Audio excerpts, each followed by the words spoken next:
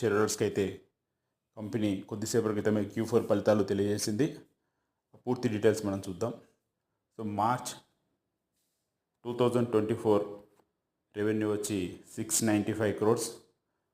మార్చి 2025కి వచ్చేప్పటికే 901 crores, అంటే ఓవరాల్గా 29% growth.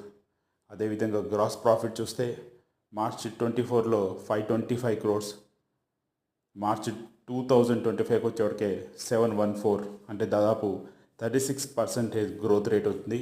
అదేవిధంగా నెట్ ప్రాఫిట్ చూసుకుంటే మార్చి 24లో 541 crores, మార్చి 25లో 638 crores, 17% గ్రోత్.